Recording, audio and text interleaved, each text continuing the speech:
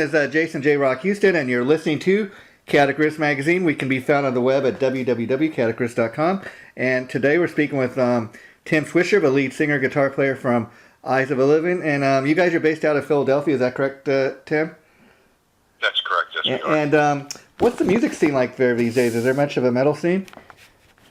No, the metal scene's it's in the Philly area specifically isn't very strong, but there are some great bands in the area around it. It's a little bit more like Delaware, maybe going into New York, New Jersey. Oh, wow. So have you guys played much outside of your local area? We played, the furthest we played was last year in California, actually, but we tend to play Delaware, New York, Connecticut, New Jersey. We got to get up into some of the middle states, hopefully this year. Yeah, now I was looking on your guys' Facebook page, and it kind of describes the band kind of as like a thrash band with elements of death metal. Were you more influenced by death metal or thrash? I was definitely more influenced by thrash metal, for sure. Growing up, I was big into the traditional guys, Metallica, Megadeth, Testament, Exodus, Slayer, stuff like that. As time went, and then also some of the classic, death metal, Death and Possessed and stuff like that. Also, Creator. And now, so it's been a mix.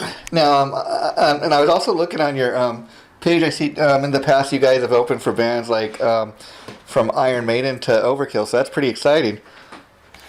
Yeah, we in the past when we were in previous bands, we opened up for Iron Maiden once. Oh, okay. Which was probably the biggest show we did. It was with the second singer, not with Bruce. Oh, Blaze Bayley. Okay. Wow. Yeah. But it was still an amazing show. I mean, it was in a 3,000 plus venue. The place was packed. It was intense, and Steve Harris and Dave Murray stood there and watched us. It was amazing. Like actually turning around and seeing them watching you from the side of stages was like what. They're really nice guys. And Overkill, we played with them a couple of times back in the 90s. Oh wow! Throughout Philly and New Jersey, but and the new band right now, the new stuff that we're doing, haven't gotten to play with Exodus yet, but it is on the to-do list. Oh, wow. List. And so, talk about some of the big four metal bands, like you mentioned Metallica, Megadeth, Slayer. First of all, what do you think about Slayer? They're currently kind of on their farewell tour. This is the very last thing tour they're going to go on. Do you think they've kind of run their course, or what are your thoughts on that? I don't know. The first thing that popped into my head was, are they kind of pulling a Kiss? Yeah. Where it's, where it's like, hey, it's our farewell tour, and then they come back, and it's hard to say with them, but I mean, they've been, they've been hitting the field, man, forever. They've been consistent, album and tour. I wouldn't be shocked to see them come back and play again, to be honest with you, but it would be interesting to see if they really did retire, but I have a feeling that they're going to be back to, maybe not, to do big tours, but probably to play like big festivals and stuff like that. I mean, it's in their blood, right? Yeah. I mean, that's why you kind of do it, They did it this long, they have a passion and love for it, so. And speaking of Exodus, what do you think about Gary Holt coming into the band to, fill the big void left by Jeff Hanneman? I've seen them live twice with him playing, and he was incredible. It was. I mean, he did a great job, in my opinion. Obviously, there's nothing like having the original lineup. Yeah. I'm glad that I've gotten to witness that a few times with Hanneman and with Lombardo and the band and all. But I mean, he does a great job. Yeah. And the odd thing is, not odd, I shouldn't say, but I believe Exodus tours without him, and he's like, one of the founding fathers. Yeah, that's kind of interesting. Yeah, and speaking about Megadeth for a little bit, it's kind of interesting. They just put out a great the one I got. It's kind of a deluxe version, but they got a 3 CD set. It's like a greatest hits collection, and it's kind of celebrating Megadeth's 35th anniversary. It's hard to believe that band's been around this long. It really is. It's they were one of the first thrash type bands that I really got into. I mean, Peace Sells, I must have listened to that a gazillion times when I had it. Yeah. You know, it just wanted something about that album that just really did it for me. It's an amazing career, right? It's to be able to do what you love that long. Yeah, So, and the thing I love. Awesome. The thing I love about Megadeth is, you know, if you know anything about Dave Mustaine's history, of course, he got his start in Metallica, and the reason he formed Megadeth, he was really pissed off that the guys, you know, fired him from a band. And from what I understand, when he formed Megadeth, the original plan was to get somebody else to sing the stuff, but he could not find anybody that he felt could do his lyrics and the songs he was writing justice. And he kind of discovered that, hey, you know, I guess people were telling him, hey, you know, Dave, you're not half bad of a singer. You should just sing the stuff too. And if it never would have been a Megadeth, you know, nobody might not have ever found out that Dave Mustaine was a great lead singer as well. I'm glad that he did what he did do, because you know his voice is it's different, and it fit really well with what they were doing, and it was just awesome. Yeah, it was almost like you know, check out what we can do or what I can do, and here's what I'm doing. Yeah. The style is so much different than what Metallica was doing. I mean, you can hear the songs that obviously Dave wrote and how they were influenced in Metallica in the early days, but you know, once Peace Sells came around, it was truly his voice, his image, and it makes sense because it's his band, and I think that's why, despite the many lineup changes in Megadeth, as long as you got, let's be honest, you know, Dave Mustaine is Megadeth, if you know what I mean, and that's why I think, despite the many lineup changes, he's be able to remain kind of consistent because he's the primary writer, the primary, you know, the frontman, and that's the reason everybody's going to see Megadeth. Yeah, absolutely, I agree with you. Now, it's nice to see Dave back too. Yeah, Dave Elvis, it's good to see him back. Because they always were kind of a heart and soul, the core of a band. You know, kind of like with Aerosmith, you got Tyler and Perry and so on. I mean, they're Megadeth's dynamic duo, if you will. Yeah, absolutely. Yeah. Now, Eyes of Living. Let's talk a little bit about your band, Tim. How long have you guys been in existence? So, as an actual band, like all four members, only since early 2017. Oh wow! But the music itself, some of it was created and started going back to 2012 with me and just a bass player. It was really just a project. It was, you know, like I didn't mention, but myself and the bass player Chris Moore were from another local band in the 90s, a thrash metal band, and then the drummer Cliff Fritz and the guitar player Mike Straighten were from another band, local band. So we were all friends, and we're all, you know, close friends now. We get along great and everything. But Chris and I, you know, I was writing music for, I was but I broke into writing music for libraries for TV. So in doing that, I was writing a variety of music. And I came back to writing metal, and I was writing some pretty good stuff, and the bass player heard it because he's my best friend. Yeah. He said, "Hey man, why don't we do something with this?" And he said, "Why don't we just start a project?" So we started a project, brought Mike in to do solos, but it got shelved for long periods of time. Like we would work on one or two songs, you know, go on a back burner for 2-3 months, come back, and it did that for quite some time. The guy that's managing our band right now, Al Hoffman, heard it in 2016 and said, "Why aren't you guys releasing an album with this? It's got some, you know, it's got potential. I think people would want to hear it." So he sparked a fire under us, and we got a whole band together. We finished, you know, we got, you know, worked together to push out the album. And our first rehearsal was like, as a band was like February 2017, and then we played out our first show May 2017, and then a year later, April 2018. I like to say this because it's such a short time, and it's kind of a big milestone for us. But a year later, you know, we won the 2018 East Coast Whack-In competition, which allowed us to fly out to LA to play the Viper Room in the finals. And we came in second. We didn't win, but we came in second.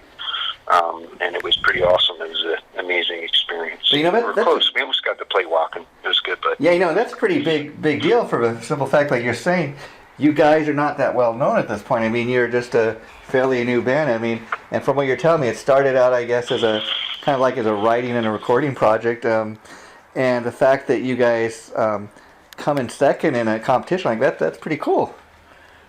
Yeah, it's sometimes I have to look back and say, like, the things that we've done in such a short amount of time as a band has been pretty significant, and it makes me proud. But sometimes I always want to be doing better. There's always, I think all of us. That's like anything in life. There's always room. There's always room for improvement. But again, I think the cool thing about taking part in that kind of competition is that a lot of people come to a show like that. They might not have even heard of your band before they went to the show that night. And they just might have been that impressed with seeing the band live. Not even picking up a CD or anything yet. And oh yeah, it was awesome. And you have to get invited to play the Viper Room. Locals don't. They can't go there and get in. You have to be like a major band or get invited in. Ironically, I'm having this conversation with you, and somebody yesterday tweeted the toilet in the Viper Room where we, and Eyes of Living stickers on it, and then tagged us in it. It was pretty awesome. I don't know. I think my manager said it was. I don't do Twitter, unfortunately. But he said another band from that area or something tagged us. And that's pretty significant when you think again that you're not a local LA band playing the local scene. You're a band from out of town and you're getting that kind of attention now. So this new album that you guys have just put out, I think it's called War on Dead, More Dead. Is this the debut album? It is. We independently released that album back in 2017, and we used that to get some traction, and it helped. And then Pavement came into the picture at the end of last year, and we worked out the partnership deal with them, and we re-released it with one new song, which is Dawn. The song Dawn, and there's a brand new song that we released, and re-released it worldwide. And it's done pretty good so far. It's doing great on Spotify, and it's available through all those channels: Spotify, iTunes, Amazon, anywhere digital through Pavement. Yeah, and what I love about Pavement is they're a great little label. I mean, first of all, the guy that owns the label, he's a musician himself, so it's kind of like he's he's lived the life, and he's helping up and coming bands now get signed, and so it's great to have a guy like that who's actually lived the life as opposed to being signed to a label where you just have a bunch of maybe a guy in a suit that hasn't actually experienced what you're going through. Right. Yeah, it's a total different job. Absolutely. Yeah, and then the other thing I love about it is the guy that owns the label. I forget what band he's in, but he has a pretty successful little band of his own, and he's helping these other bands that he's signing. And the cool thing about it is he could have being that he's a metal guy, you think that he'd sign nothing but metal acts. They got rap acts, they got rock acts, they got like even kind of like a pop band like Candlebox is on the label. Right. I think it's great if you look at the roster they have. It's pretty impressive, Yeah, it absolutely is, and they've been great with us so far. They've been responsive, and everything they're doing for us is awesome right now. Hopefully things continue to do well for us, and we're on the label as long as we can be. It's good stuff. And how did you hook up with Pavement? Like, did you send them a package or somebody from a label? A friend of ours actually sent them a package, and then Tim King got back to us. He's the VP, I believe. Oh, okay. He's in. What's wrong with me? I know to do Mark Noir, the owner. I believe he's in the band called The Outfit. Yeah, there's this other guy. I know because I've been working. I've been like interviewing a lot of their bands, but I think his name's Tim King. I got the name of it. Tim King. He's in Soil. That's the band. I couldn't think of the band's name, but yeah. And so he's a guy I was talking about. He's been doing it for, he's been doing the metal thing. Very successful with his band Soil, and and so I just think it's great that he's giving other artists like you guys a chance. And the thing about being on a label like that, I think, is they're not going to just drop you when the debut album doesn't maybe necessarily sell the first week or whatever. They're going to give you guys a chance to kind of build your career. Yeah, we're looking forward to hopefully doing good things with them. So And so I think you guys are off to a great start. So what's been the response to the CD since you guys released it? It's been good. All the majority of reviews, I would say 90% of them have been really good. And we've been getting a lot of traction, a lot of people sharing, a lot of people talking about us. It's been great. I've been getting a decent amount of interviews and Q&As. So people like what they're hearing, and it's great stuff. And have you guys played live a lot yet, or is that something that you're working on? Like we did 4 shows so far. First 2 back.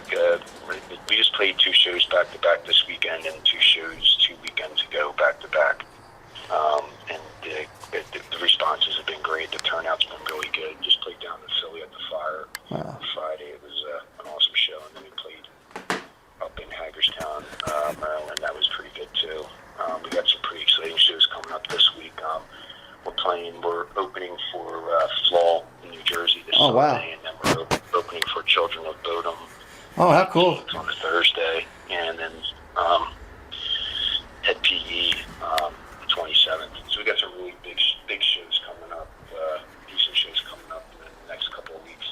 We're looking forward. Then we're going back up to New Jersey and New York at the beginning of May. Oh wow! Yeah, we keep pretty busy and pretty consistent. We're trying to branch out a little bit more than playing. Like, kind of consider, even though Delaware's out of my state. Yeah.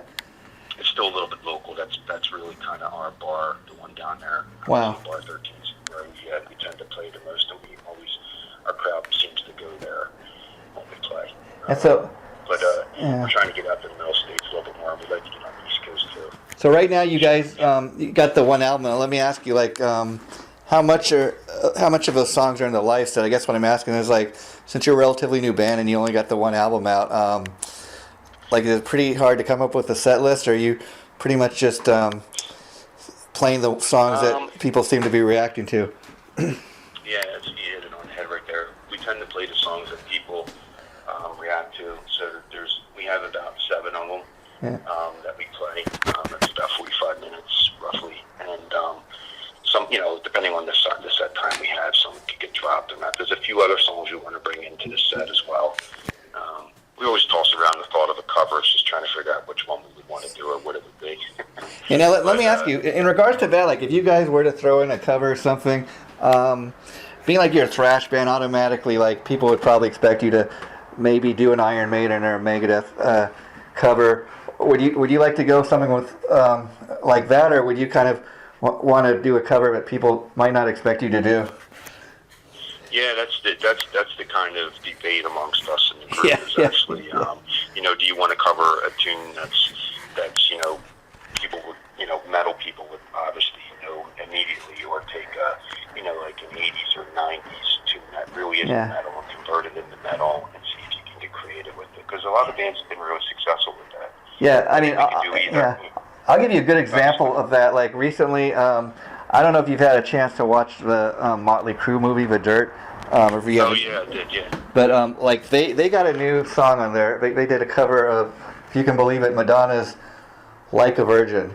And, I mean, I think they could have picked a much better tune to cover, first of all. What they kind of did is they kind of heavied it up, and it just, a lot of people kind of... Sound, I'm guessing you heard it, how it sounded in general, though. I haven't heard it yet. Yeah, to me, I think a lot of people agree with what I'm saying, which is I think they could have picked a much better tune to cover. Because first of all, it doesn't. You listen to the tune, and I guess they're trying to make it kind of unique, and they really heavied it up, and it doesn't even sound like the original tune, if you know what I mean. Right. Yeah. And Motley Crue doing Madonna. I mean, I heard Nikki Sixx doing some interviews, and he's like, "Oh man, God was talking to me to do this," and he thought it was such a great idea, but a lot of fans aren't liking it. So you're saying it's nowhere near as good as Smoking in the Boys' Room, huh?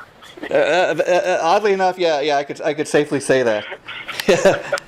I mean, I'll tell you something funny about that, about the Motley Crue thing. I was talking to this other guy about the Dirt movie, and we were discussing the one cover tune that Motley Crue is really known for is Helter Skelter, and a lot of people because a lot of people, that's a Beatles tune, of course, and a lot of people because of their age, they think that is a Motley Crue song, not even knowing that the Beatles originally did it. But now that's an example of a cover tune being really, really good, you know. Right. Yeah, yeah.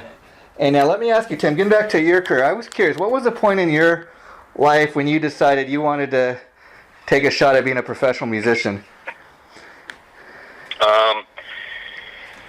Probably, I mean, I've always been creative, not only just musically, but artistically as well.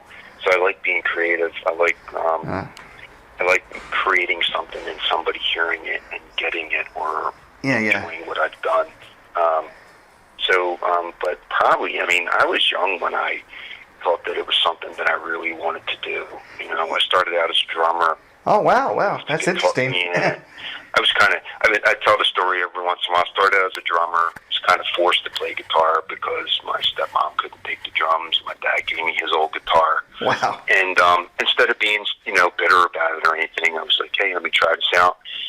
And, as time went on, I realized it was a great thing. I still play drums a little bit once in a while, but the guitar, it took me down the path of writing.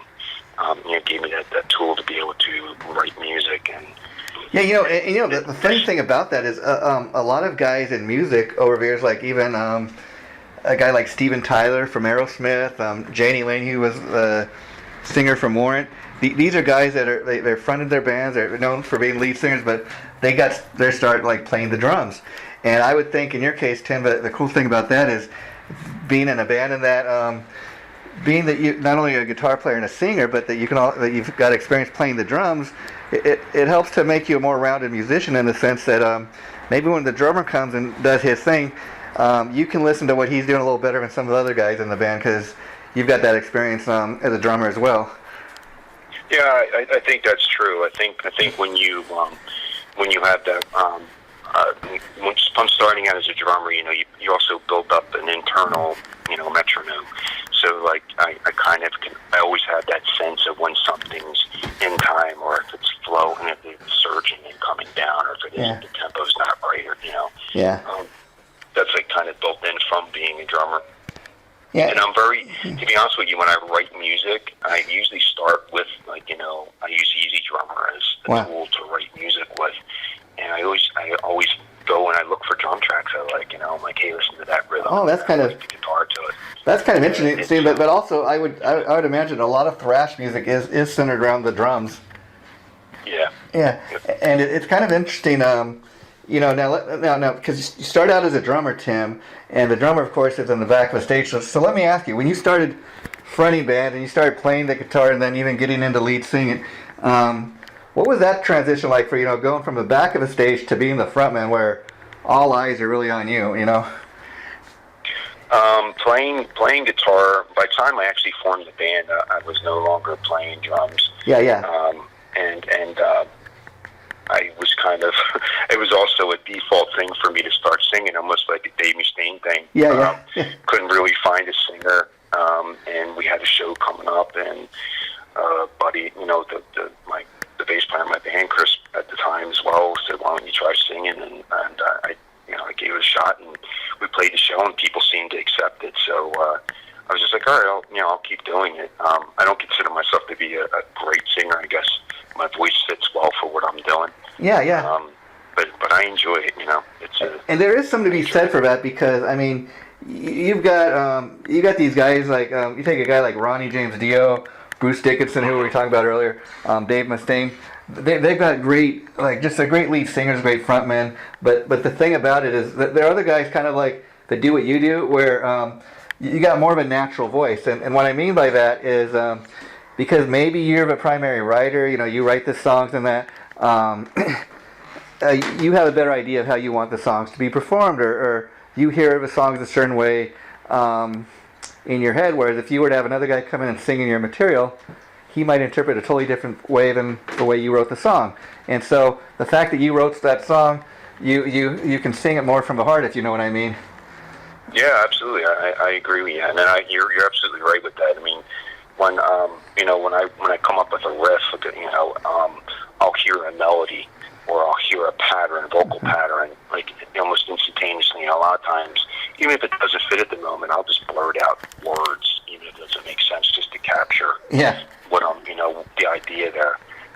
But there is always something that comes into mind, as I would think for some people that, other guitar players too, when they're writing something, they probably hear something.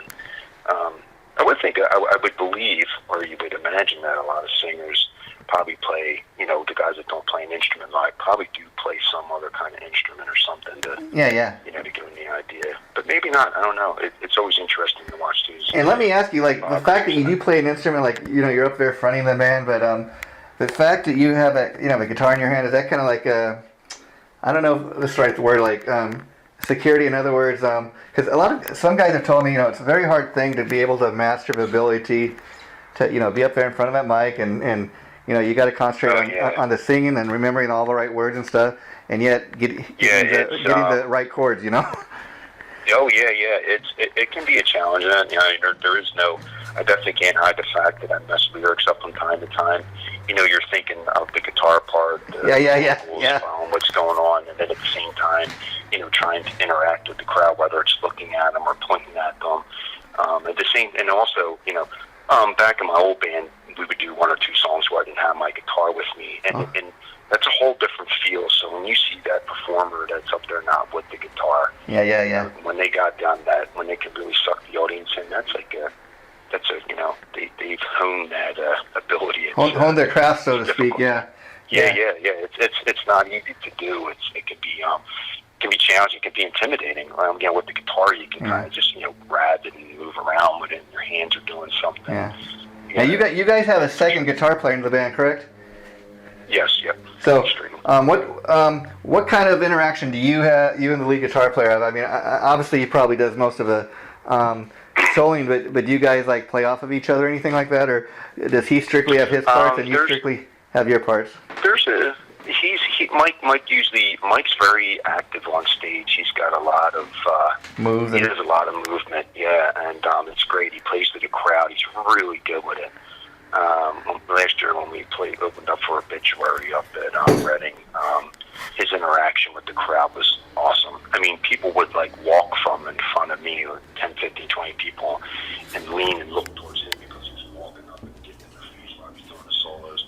So he's really good with that whole movement thing. We do, we don't necessarily choreograph movements, but somehow, bizarrely, me and the bass player actually do move a lot in unison sometimes. And some people will even comment that they're like, "You guys practice that?" And I'm like, "No, it just kind of happens." It's natural, yeah. It's kind of funny too. That's why people go to see bands, like you're saying. I'd much rather go to a show like that where the guys are all kind of doing their thing and moving around, as opposed to seeing a band where it's just five guys in their jeans and t-shirts just getting up there, and playing the album note for note. If I want to hear the album, I would go home and listen to it. But if I want to be entertained, I'll go see a live show. Right, yep. That's why you go. It's a dual factor, right? You want to hear the music, but you also want to be entertained, absolutely. I mean, it's kind of like even a good example of that is Deep Purple, especially back in the 70s in their heyday. You had Ritchie Blackmore, just a great riff master, great guitar player. You had John Lord, who was just a mighty king on the keyboards, which a lot of people tell you keyboards don't belong in rock music, but you go to a Deep Purple show back then, and these guys would they would jam on one song for 30 minutes. They were the ultimate jam band. I love that Deep Purple organ sound. Yeah. I love that sound. That Wurzel, whatever it's called, the warble, I love it. I think it's like a Hammond organ or something like that. But yeah, man. Hammond, that's it. Yep. Yeah, but there's nothing like that. And when people tell me keyboards suck and they don't belong in rock, they say, okay, you put on Machine Head, you put on Smoke on the Water, then you tell me that. Right, yeah. And it's kind of interesting because if you listen to those old Deep Purple albums, the keyboards are just as important and just as heavy as the guitar part. Oh, absolutely. It's almost like they're the second guitar, really, kind of in a way. But the playing he's doing too is pretty phenomenal. Yeah. Oh, yeah. Can't go wrong with that. So, Tim, what's the plans for the rest of 2019? You guys plan on just kind of touring to really push the album? Is that the plans? Yeah, we're going to probably push hard to keep pushing the album for a majority of the year.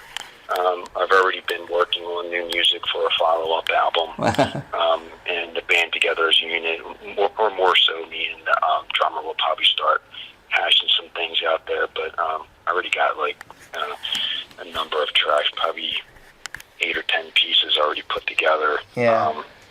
But it's just getting it really, really all the way together, and then recording the final stuff. As far as recording goes, like, how long did the process for this album take? I mean, as far as actually getting it, like, did you guys do it where you were all in the same room together? Did everybody kind of do it the modern way, or record their parts separately? No, it's done the modern way. It was actually recorded in my home studio and produced here and everything. It was kind of like, I laid down the guitars, the rhythm guitars, and some of the harmonies. Mike would come and do a solos. Chris would do the bass tracks, and then the vocals were actually recorded. Yeah. Five of the songs had the vocals recorded in another studio, and then I did the others in my studio. And then the drum tracks are laid down. It's all piecemeal. We haven't done anything. Years ago, we used to do the live recording thing. Yeah. That takes a tremendous amount of rehearsal time. Yeah. To do it right, but it's also a different effect. Yeah, like you told me, you've been in the music industry for several years now, but this is like a new band for you. So this being the band's debut album, what was that like? Not only when you finally recorded the last track, but what was it like to get the final product from Pavement Entertainment? I mean, I'm sure you got a huge shipment of CDs sent to you guys. So what was that like to say, like, oh man, this is our CD? Yeah, it's got our names and these are our songs. Yeah, there's nothing quite like holding the final product and saying to yourself, "Wow, look, this is really out and it's really done," and staring at the whole package. It's pretty. It's an awesome feeling. It's hard to explain, but it's just the record. It's kind of, at that point, I would think it'd be kind of like, okay, man, all the hard work we put in to making this, it was worth it. This is the final product. We're finally holding it in our hands, and now we're just going to put it out there and see who buys it. Yeah, it really is an awesome thing, and it's awesome when people hear it and they compliment on it or like it. That makes it even more worth the while. I mean, you always have friends. You have those friends that will tell you that they like something, but you always wonder, are they really telling you the truth? But when you have strangers tell you how much they like it and what we're doing, it really carries a different weight, and it's pretty awesome. Yeah, and that's the final thing I kind of want to touch on before we wrap this up is talk a little bit about the power of the internet, and that, like you were doing this interview over phone today because, your publicist got in contact with me. She always gives me like great bands to interview and that. But the point I want to make with this is, again, about the power of the internet. I bet you guys get messages and stuff on your Facebook page every day from fans from parts of the world that the band hasn't even stepped foot in. And that's got to be a pretty awesome feeling. Think, man, I haven't even heard of this place. I don't even know where this place is in the world, but yet somebody's on the other side of the world listening to our album or listening to our song. Yeah, it definitely happens, and it's I think, because of the modern day media, internet connectivity, and the ability to reach out across the world through a keyboard is really one of the reasons why we've come so far, I think, in such a short time. It gives you that access quickly, as opposed to back in the day. and you're always going to get the haters, but what I do like about the internet is I think people, for the most part, are really, really honest, and that's why when you get people sending you, messages every day on your Facebook page, if you put up a video or something, and and you get like 5,000 hits on the video, that tells you right there, okay, somebody's checking us out, and it's not just one or two people.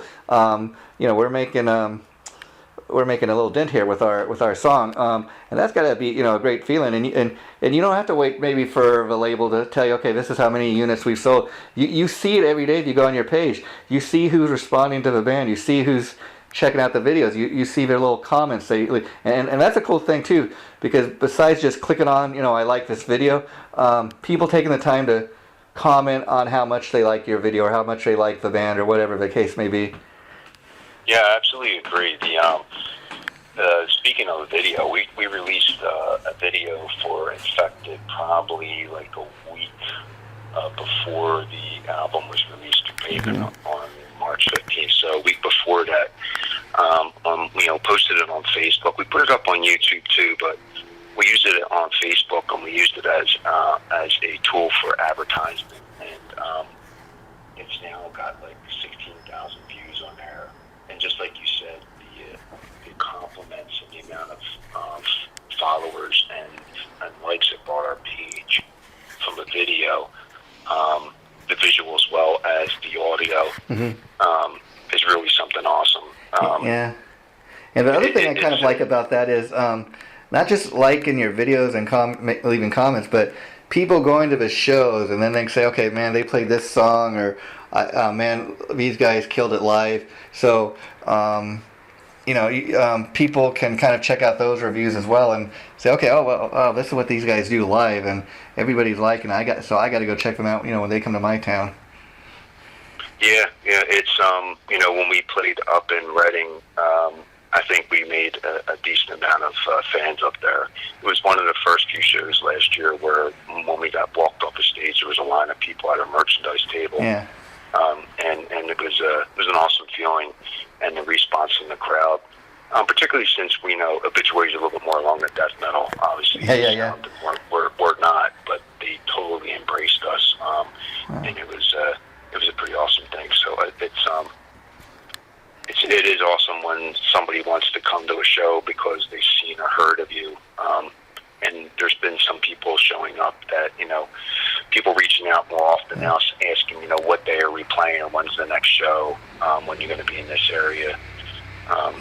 We get questions about coming into different parts of PA and New Jersey and Ohio. And we gotta make those efforts to get out there because there's people that obviously want to hear us. Yeah. The demand is definitely there. And as far as the writing, Tim, are you a primary songwriter? Does everybody in the band contribute to the writing? I'm the primary songwriter. The bass player contributes to lyrical content and sometimes to arrangements as well. Now when you're writing, I was curious, like as far as lyrics go, do you necessarily write on things that you've lived through or things that have gone in your personal life or just personal beliefs, or does a lot of your songs come from just basically a riff idea? So no, most of the songs will start with music, lyrically. Then I come up with a melody. But this album is kind of it's sort of a concept about zombie apocalypse. Oh wow! However, the lyrics in many of the songs are universal, like Hell on Earth and Infected. A lot of people will hear the songs and they interpret the words differently, even though if you listen to the album for what it is, you can tell that it's kind of almost like a concept. It's telling a little bit of a story. Oh, cool. I always dig stuff like that, Yeah, and but I always get people that will say, my favorite song is this song, and they'll say why, even though the lyrics are kind of geared towards, the decay of a man or a man converting, changing into, a zombie, a creature. Yeah. But the words, the way they're written, and sometimes they'll write like that intentionally, for that album, but sometimes I didn't. But most of the time, I tend to write lyrics that are either somewhat about something I experienced in life, but I try to leave it open for interpretation. Right, exactly. And how cool is that for you as a songwriter? Because of course, you're sitting here telling me what you wrote the song about, but how cool that somebody comes up and tells you, hey man, I really dug this song and this is what I got out of it, and you're thinking, oh hey, if that's what you got out of it, great, that's not what I wrote about, but okay. I'm glad you had that interpretation. I mean, that's got to be, as an artist and as a writer, a great thing that you, not even knowing it, inspired somebody in a totally different way than what the thing is really about. Yeah, I've had several people, 2 or 3 people, give me 3 different interpretations of the song "Infected," or how they view the lyrics are to be applied. So it was it's pretty cool. Like you said, it's really awesome. It's like, wow, and that, I wrote it with this in mind, but okay, people will take away what they what they want. Yeah, it's art, and it's art in a way. People forget that a lot of times about music. Even though we're talking about like thrash metal and stuff, it's still art. It's and it's open for interpretation. I'm one of these guys too that I like bands that they tell the songs tell a story. I like to listen to the lyrics and kind of figure out for myself what it's about. Yeah. And I think oftentimes those are the best bands, or those are the songs that really stand the test of time. But where you got a guy that is really taking times, and he's not just putting together 10 thrash metal tracks that all sound the same. You want each song to kind of stand out on its own, and that's what really that's to my ears anyway. That's what makes a really great album. Yeah, I agree with you. 100%. And yeah, and I was curious, how do you feel, Tim? Like, I miss the days. I don't know how old you are, but I miss the days back in the day when I was younger, when I was a teenager. You could still go to Tower Records. You could still buy a physical CD. I mean, even Best Buy was really the last place that you could go into a store and buy a physical CD. They're not even selling CDs. You got to go to Amazon or online or buy them through a band. I mean, I live in LA, and the closest record store is in Hollywood. I'd have to drive like an hour away if I really wanted to. Wow. It's a very sad thing.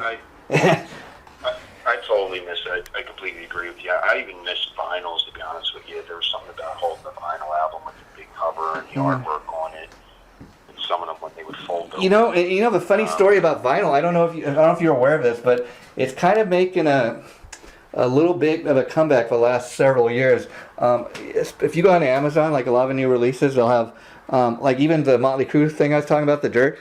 They got a soundtrack. You can get that on CD or vinyl. And it's making a little bit of a comeback, and a lot of people may or may not be aware of that. And the funny thing is, I was talking to a guy, and he's telling me, I don't even have a turntable, but I'm buying all this vinyl they're re-releasing just for the collector's value. I'm like, wow. There is a slightly warmth and a slightly, there is a difference in the sound quality. Yeah. True analog people will, always say they would prefer that old style over CDs. I don't know, for me, like, I hear it, but for me, like, I'm always just about, like, is the song awesome? Yeah. And that's what kind of resonates with me. The transition to CD didn't bother me so much. Yeah, the one thing I like about CDs personally is I like the fact that you can kind of, like, there's one track you particularly want to hear, you can kind of just search to get to that song. You don't have to listen to the whole album. Yep. But and now, Tim, I just want to say thanks so much for taking time to talk to me. I really appreciate it. I'll let your publicist, Barbara, know when the interview goes up, probably within the next 2-week period. And once it does, like I said, you guys are welcome to post on any of your sites. What I'd like to do, though, good luck with the debut album and the upcoming tour. But what I'd like to do is, once I've had a chance to hear the whole album, maybe we could do a follow-up interview in a couple of months, and I'd like to talk about maybe the album a little more in detail and some of the songs once I've had a chance to hear everything, and to just help promote it a little better. So keep that in mind, and anytime you want to help promote anything, just feel free to reach out to me, and we're here because we're a big supporter of up-and-coming bands like you guys. Awesome. Thank you, Jason. Okay, take care, Tim. Thanks again. Bye-bye.